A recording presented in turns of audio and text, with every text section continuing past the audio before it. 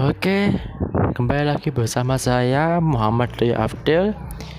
Eh, di podcast kali ini saya akan membahas tentang demokrasi.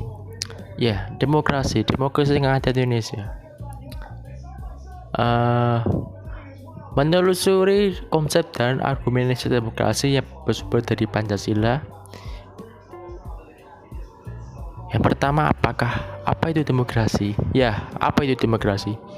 Demokrasi adalah bentuk pemerintahan di mana semua warganya memiliki hak setara dalam pengambilan keputusan yang dapat mengubah hidup mereka. Dari gagasan ini, di mana tentang kebebasan beserta praktik dan prosedurnya. Demokrasi mengandung makna penghargaan terhadap harkat dan martabat manusia. Indonesia sudah lama menjalankan demokrasi ini. Apakah demokrasi pada era rezim ini telah memenuhi atau masih dilaksanakan demokrasinya tersebut? Oke. Tiga tradisi pemikiran politik. Terdiri ada tiga pemikiran terhadap demokrasi. Yang pertama itu adalah Classical Aristotelian Theory. Kedua, Machiavellian Theory. Dan ketiga, Contemporary Doctrine. Berdasarkan yang pertama, demokrasi diartikan sebagai pemerintahan seluruh warga negara yang memenuhi syarat kewarganegaraan. Dan teori kedua, Medieval Theory, menekankan penerapan Roman Law ada popular sovereignty, sehingga demokrasi diartikan sebagai suatu landasan kekuasaan tertinggi di tangan rakyat. Yang terakhir adalah Contemporary Doctrine. Mereka menekankan konsep republikan. Maka demokrasi di sini diartikan sebagai bentuk pemerintahan yang sangat murni. Para tokoh bangsawan terdahulu tentang pemikiran demokrasi Indonesia. Banyak tokoh-tokoh yang memiliki pemikiran ini. Yang pertama adalah proklamator kita, yaitu Insinyur Soekarno. Menurut beliau, demokrasi tercipta karena adanya keinginan untuk mendapatkan kemerdekaan. Hal ini berarti demokrasi adalah bentuk melawan kolonialisme dan imperialisme. Hal ini ditulis pada buku Insinyur Soekarno yang berjudul Indonesia Menggugat dan di Bawah Bendera Revolusi. Menurutnya, demokrasi artinya pemerintahan rakyat. Suatu strategi membentuk pemerintahan yang memberikan hak seutuhnya kepada masyarakat untuk menjalankan pemerintahan. Itu pemikiran dari Pak Insinyur Soekarno. Yang kedua adalah wakilnya dan sahabatnya, yaitu Muhammad Hatta.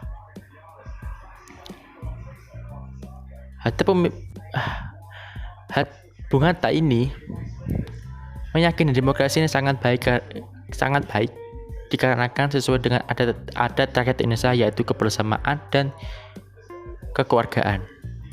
Kebersamaan yang dimaksud adalah pemikiran bersama atas sesuatu yang tidak bisa dibagi, melainkan harus dikerjakan secara bersama-sama. Apakah pada pemerintahan ini kebersamaannya pada kita sebagai warga negara yang baik?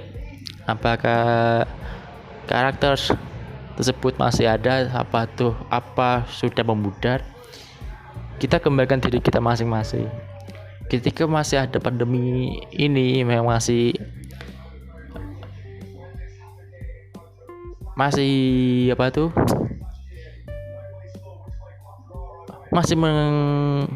belum usai.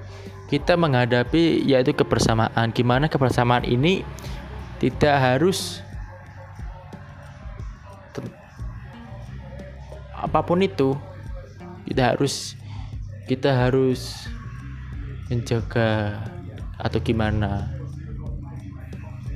Yang penting kita tujuan bersama itu lah melawan pandemi ini pada tahun 2 tahun ini, hampir 2 tahun inilah. Yang ketiga, Sultan Syahrir. Sultan Syahrir yaitu Perdana Menteri pertama yang ada di Indonesia. Sultan Syahrir juga memiliki pendapat pendiri tentang demokrasi Indonesia, tetapi berbeda dengan Soekarno dan Muhammad Hatta yang mengerti habis tentang demokrasi Barat. Sultan Syahrir membenci fasisme. Selain fasisme, beliau juga tidak menyukai komunisme dan sistem demokrasinya. Komunisme dianggap, sosialisme dianggap mengabaikan manusia. Menurut saya, pemerintahan Indonesia harus yang baru merdeka, yang merupakan pemerintahan yang dipimpin oleh kolaborator fasis. Yang terakhir, Joko Suyanto.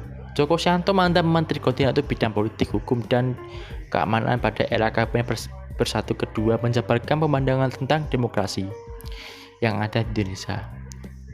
Terdapat upaya politik maksudnya untuk mendapat memperbaiki demokrasi di Indonesia. Pentingnya demokrasi sebagai sistem politik ke negara modern. Pada hakikatnya, sebuah negara disebut sebagai negara demokratis apabila di dalam pemerintahan tersebut rakyat memiliki kesempatan untuk berpartisipasi dalam pembuatan keputusan, memiliki persamaan di muka hukum, dan memperoleh pendapatan yang naik karena menjadi distribusi pendapat yang adil. Di sini ada uraian masing-masing. Yang pertama, partisipasi dalam pembuatan keputusan. Yang kedua, persamaan kedudukan di depan hukum. Distribusi pendapat secara adil. Yang ketiga, dan itu terdapat ada 3 lah. Alasan diperlukannya demokrasi yang bersumber dari Pancasila. Bersumber pada ideologinya, demokrasi yang berkembang di Indonesia adalah demokrasi Pancasila. Nilai dari setiap sila dan Pancasila sesuai dengan ajaran demokrasi, bukan ajaran otoriter atau totalitarian. Jadi Pancasila sangat cocok untuk menjadi dasar dalam mendukung demokrasi Indonesia. Undang-Undang 45 dengan pilar demokrasi modern, nilai yang demokrasi menjabarkan nilai Pancasila itu kedaulatan rakyat, republik, negara berdasarkan atas hukum, pemerintah yang konstitusional, sistem perwakilan, prinsip musyawarah, prinsip ketuhanan. Nah, di sini ada menggali sumber historis, sosiologis, dan politik tentang demokrasi yang bersumber dari Pancasila. Yang pertama, sumber nilai yang berasal dari demokrasi desa. Demokrasi diformulasikan sebagai pemerintahan dari rakyat, oleh dan untuk rakyat, merupakan fenomena baru bagi Indonesia. Ketika mengenai adanya analisis demokrasi dalam tradisi desa, kita akan meminjam 2 macam. Analisis berikut yaitu pertama, paham kata rakyat. Sebenarnya sejak lama di masyarakat di kalangan Minangkabau pada bab ke berapa ini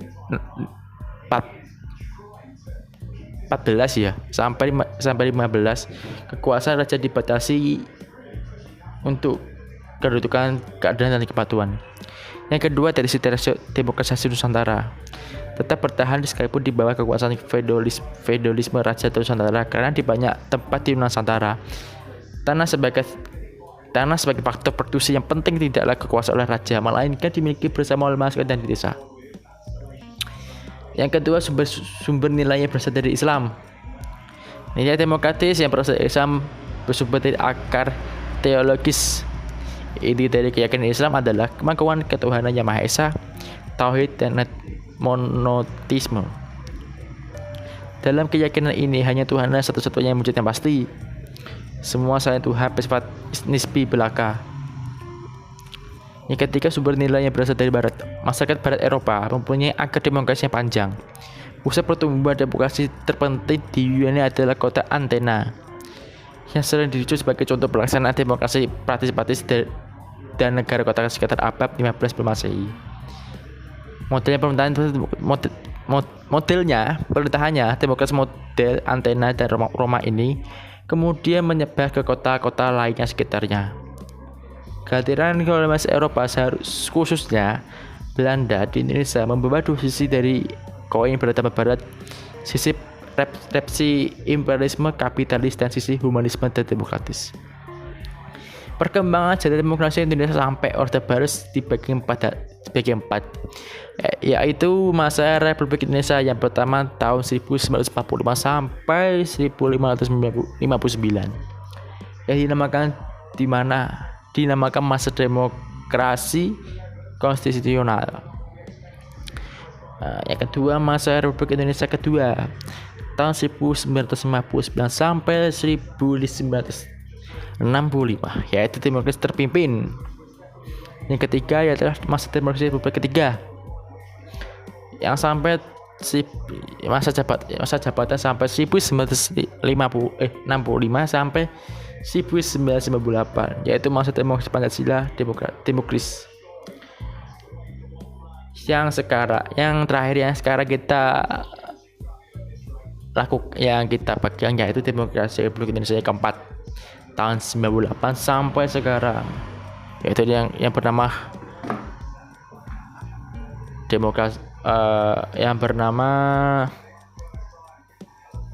masa reformasi. Masa reformasi yang kita anuti apakah sudah terlaksana, apa sesuai apa yang kita inginkan pada tahun 98.